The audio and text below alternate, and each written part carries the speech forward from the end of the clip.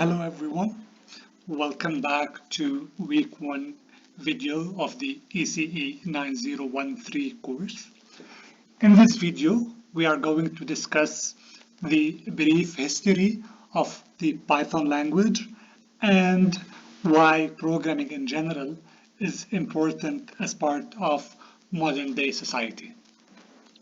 So, the Python language was first founded in the year 1991 by a developer called Guido van Rossum. It's a high-level language. It's a dynamic programming language. It focuses on code readability, and this is what we will notice based on the syntax used. And it involves multiple well-known programming paradigms. So Python has topped the charts in recent years over other programming languages like C, C++, and Java. And this is because of the fact that it's interactive, it's interpreted, it's modular, it's dynamic, object-oriented, portable, high-level, and extensible in C++ and C. Additionally, it has an extensive list of supported libraries which can be adapted and used for different applications. It's also easily integrated into other programs and environments, and it can help improve the programmer's productivity. So in this course, we are going to discuss some general programming concepts such as data structures, the abstraction of procedures and data types, modularization using object-oriented classes and methods, well-known classes of algorithms such as sorting and searching, and the complexity of algorithms. And all of this using the Python as the programming language. So starting off with where do we run programs? So we usually run programs on computers. What a computer does basically is just a calculation. So fundamentally speaking, a computer performs billions of calculations per second and remembers these results by storing them. These calculations can be one of two types, either built in to the language or ones that you define as the programmer. So basically computers only know what you tell them and only implement what you tell it to implement. So to be able to determine or use computers correctly, we need to first define two types of knowledge, declarative and imperative. A declarative knowledge is stating a fact. Like for example, you are graduate students.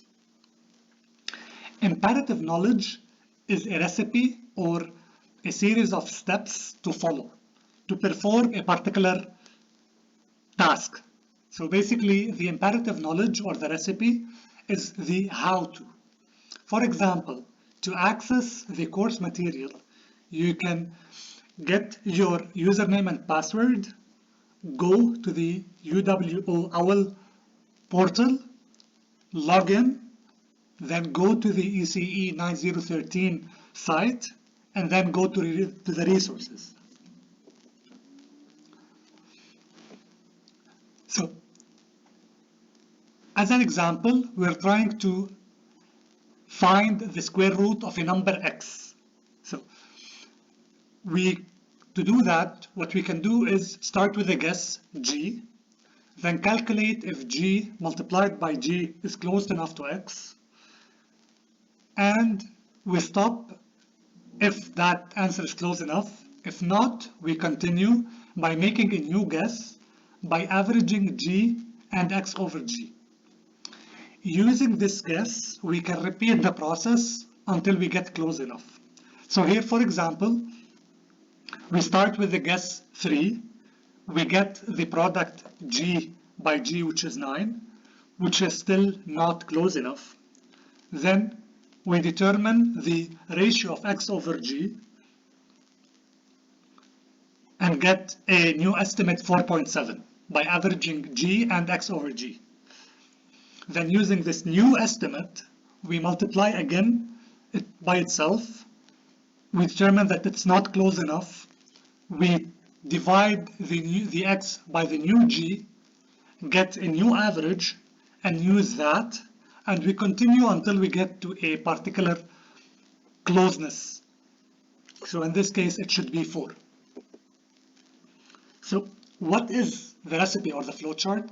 It's basically a sequence of simple steps.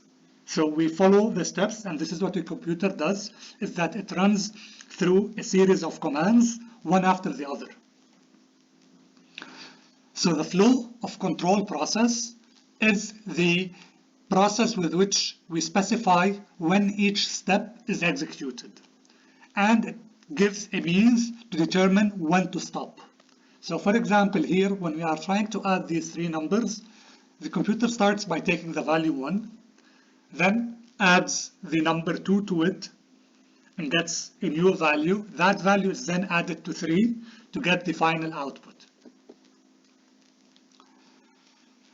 So to capture a recipe in an electrical process, we can either have a fixed program, such as a calculator, or a stored program, which is basically a code that we provide that the computer stores and calls to execute its instructions.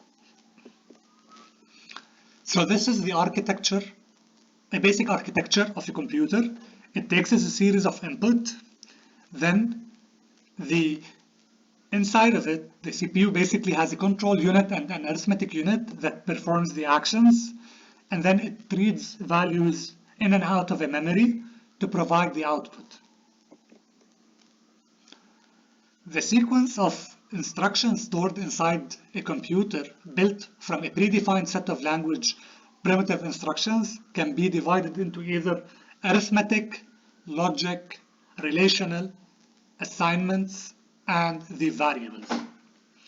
So a special program, which is called the interpreter, actually executes each instruction in order and uses tests such as conditionals to change the flow of control through the sequence and stop when it's done.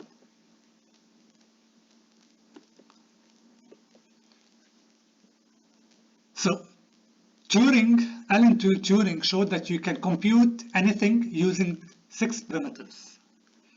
However, modern programming languages have more convenient set of primitives. These primitives can be abstracted to create new primitives. So anything computable in one language is computable in any other language.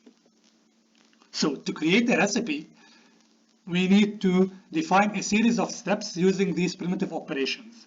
So a programming language provides a set of primitive operations with expressions that are complex but considered to be a legal combination of primitives in a programming language. So expressions and computations have values and meanings in a programming language. Thank you.